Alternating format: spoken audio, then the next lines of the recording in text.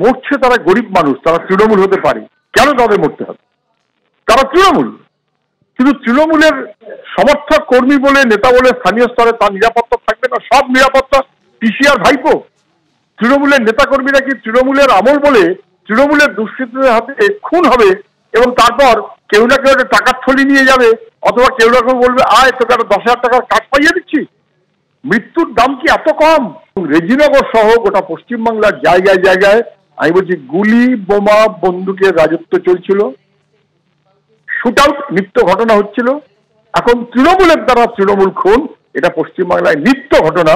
মানুষের নিরাপত্তা নেই, তৃণমূল কর্মীদের নিরাপত্তা নেই, সব নিরাপত্তা পিসিআর ভাইপোর, বাকি মানুষের যা হয় হোক। চলতি মাসে 4 জেলায় 6 তৃণমূল নেতাকর্মী খুনের ঘটনা ঘটল।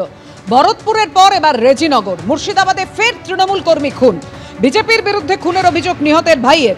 আগেও খুনের হুমকি বিজেপি আশ্রিত দুষ্কৃতীদের, এমনটি ওই অভিযোগ করেছেন নিহতের ভাই। 21শে জুলাই রেজিনগরে আক্রান্ত হন তৃণমূল কর্মী পতিত পাল। গতরাতে মুর্শিদাবাদ মেডিকেল কলেজ হাসপাতালে তৃণমূল কর্মীর মৃত্যু হয়।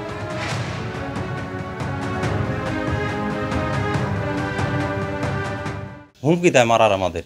তারপর আমরা কেউ বাড়িতে ছিলাম না, দাদা ধরো ওই টোটো নিয়ে 7টার দিকে আসতেছিল আমাদের বাড়ি ওখানে ফাঁকাতে, ওই 21শে জুলাই ফাঁকাতে পেয়ে মানে 5 জনা মানে রিভলভার ঠেকায়, বুকে ঠেকাইয়ে মুখ গামছা বেঁধে নিয়ে মাঠে নিয়ে যায়, হাতুড়ি দিয়ে শাবল দিয়ে আমার দাদাকে হাত পা ভেঙে দেয়।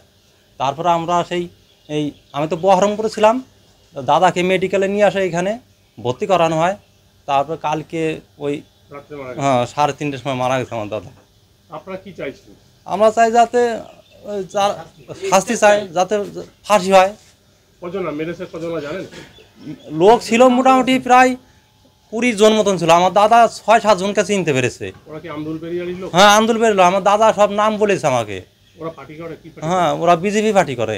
অঞ্চলে কয়েকটা ভূত পেয়েছে বিজেপির, আমাদের ভূতটাও বিজেপিতে জিতে যাওয়ার জন্য, তাদের জন্য সাধারণ কয়েকটা লোক যে আমরা তৃণমূল আছে, আমাদের উপর বহুত ধরনের হুমকি এবং অত্যাচার করার বহুতভাবে চেষ্টা করে। আমরা মারধর খেয়েও চুপচাপ থাকি, কিন্তু এই তারিখে আমার ওই পতিত ভাই থেকে এমনভাবে নৃশংসভাবে মারিছে যে তাতে তার প্রাণে মারা গেছে। মেডিকেলে চিকিৎসা চলছিল, মেডিকেলের চিকিৎসা চলাকালীনই মারা গেছে। রেজিনগরের মতো জায়গায় কেউ যদি বলে বিজেপির হাতে কোন তৃণমূল,